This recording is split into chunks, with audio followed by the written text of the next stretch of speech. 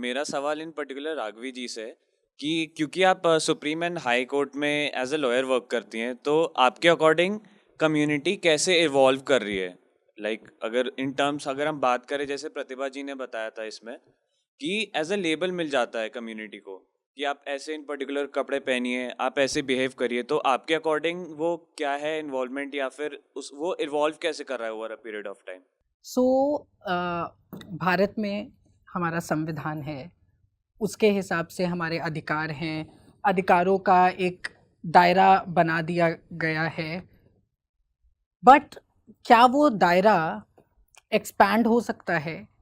That is what Supreme Court has through several judgments answered as yes, कि जो संविधान होता है वो एक लिविंग डॉक्यूमेंट होता है और ट्रांसफॉर्मेटिव डॉक्यूमेंट होता है। मतलब संविधान एक समय में बना था, उस समय की परिस्थितियों को, उस समय की ज़रूरतों को, उस समय समाज में क्या क्या चीज़ें थी उनको लेके बना था। बट क्या वो संविधान 100 साल बाद, 200 साल बाद उसी तरह से स्थिर एक जगह पे रह सकता है, या उसको एक्सपैंड इवॉल्व करना पड़ेगा? तो जब हम सुप्रीम कोर्ट के जजमेंट्स देखते हैं, स्पेशली फैमिली लॉ के एरेना में, या तो वी रियलाइज कि Supreme Court has seen it as a living document, कि हम उस संविधान में और भी जो अधिकार जो पहले नहीं मिले हुए थे उनको ढूंढेंगे। तो जैसे अभी हाल ही में उन्होंने बोला कि राइट टू क्लीन एनवायरनमेंट, या पहले right to health, right to livelihood, ये सारे जो अधिकार हैं वो धीमे धीमे इवॉल्व होते हुए आए हैं।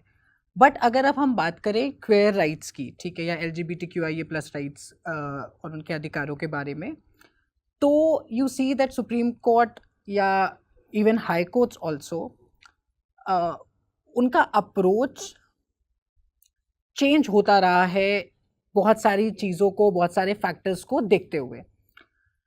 अब भारत में बहुत लंबे समय तक इन सारी चीज़ों की बात नहीं हुई। 377 था, जिसकी वजह से आप जेल जा सकते थे। बहुत सारे गे मैन, बहुत सारे ट्रांस लोगों को पुलिस परेशान करती थी, उनको जेल में डाल देती थी।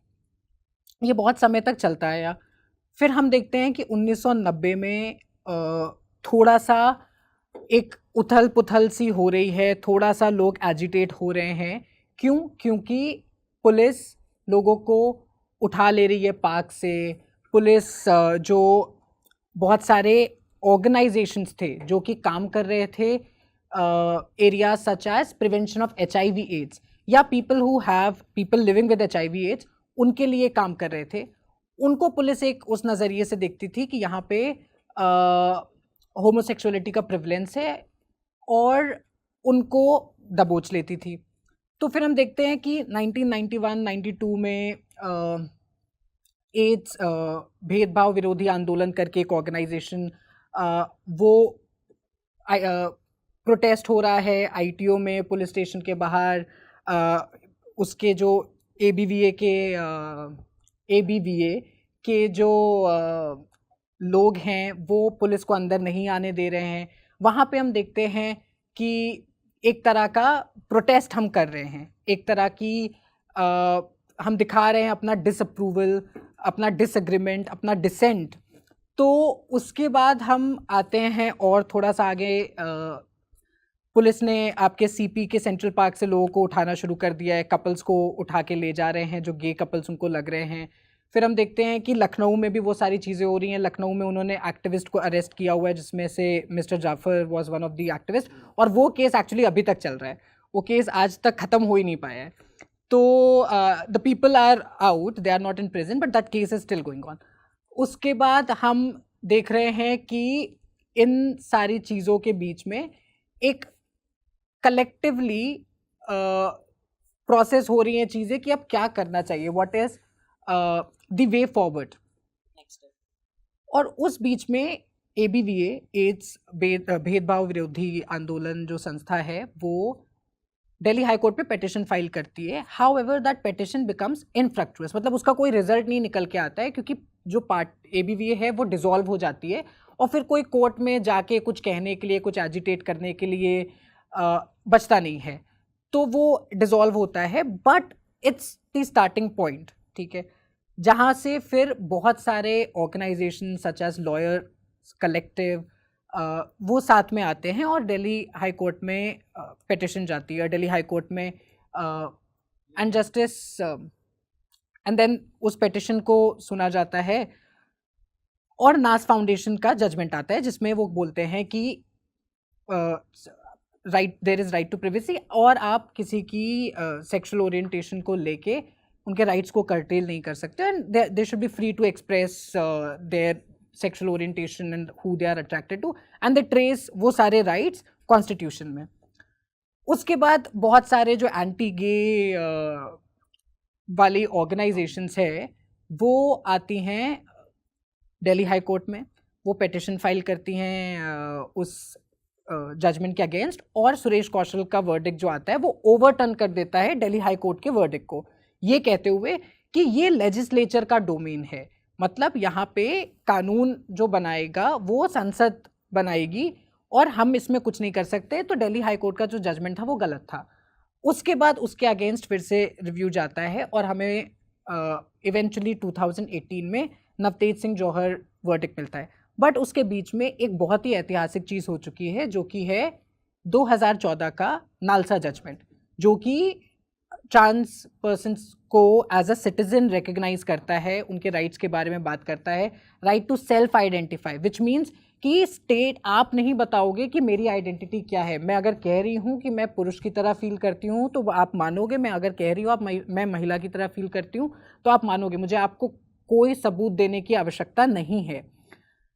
खैर वो चीज़ बाद में जब एक्ट बना, ट्रांसजेंडर पर्सन्स प्रोटेक्शन एक्ट, तो उसमें वो चीज़ नहीं इम्प्लीमेंट की गई।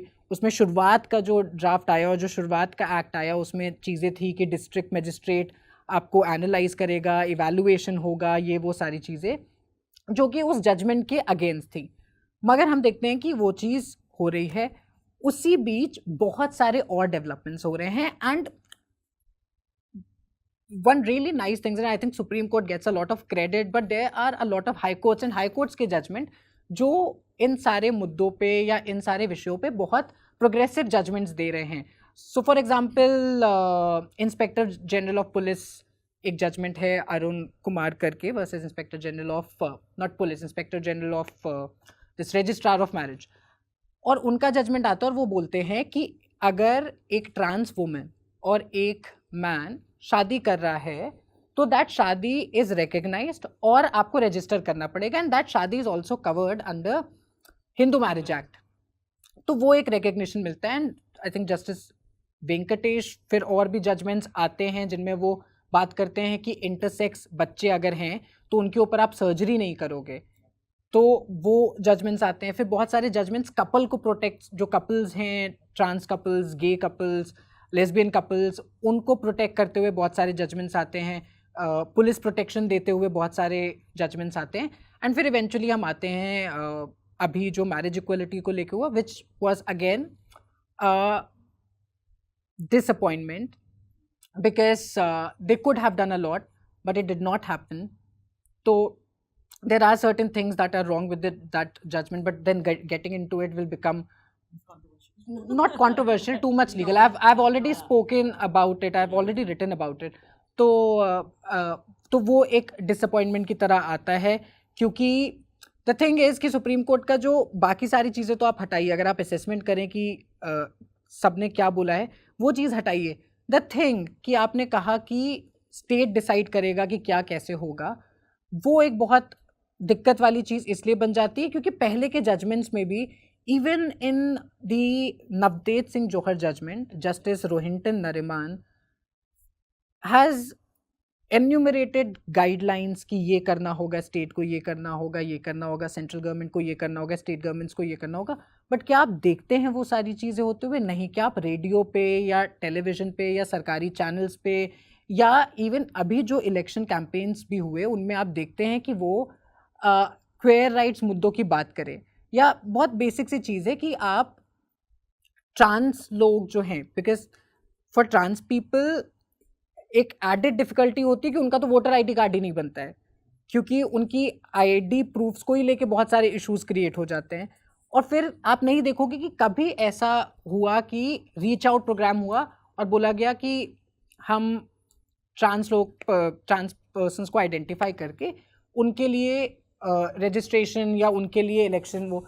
तो उन सारी चीज़ों में जब आप देख रहे हो कि स्टेट का एक इस तरह का बर्ताव है, एक इस तरह का ट्रीटमेंट मिल रहा है पीपल हु आइडेंटिफाई स्क्वेयर उन लोगों को, तो स्टेट के ऊपर भरोसा करना और ये कहना कि हम नहीं कर सकते हैं आप करिए, तो वो बहुत मुश्किल हो जाता है। मुझे लगता है ये एक डिसअपॉइंटमेंट था। और इन बीच में रोज़ के रोज़ डेवलपमेंट्स हो रहे हैं कुछ ना कुछ। अभी इलाहाबाद हाई कोर्ट का एक जजमेंट आया, आई थिंक कल या परसों ही आया है, जिसमें उन्होंने बोला है कि a trans couple so a trans woman and a man were living together, तो उनको प्रोटेक्ट करते हुए एक वर्डिक्ट आया है। लिव इन रिलेशनशिप्स को उन्होंने बोला है कि एक्सेप्ट किया है, सिक्योर किया है, पुलिस प्रोटेक्शन दी है। तो आई थिंक कि होती रहेंगी चीज़ें, बट मुझे लगता है कि सिर्फ कोर्ट से नहीं होंगी, बहुत सारी चीज़ें सामाजिक लेवल पे होने लगेंगी और समाज का प्रेशर जो है वो सरकारों पे भी बनाना पड़ेगा, ताकि सरकार इस मुद्दे को सोचे कि हाँ ये भी इलेक्शन डिसाइड कर सकता है।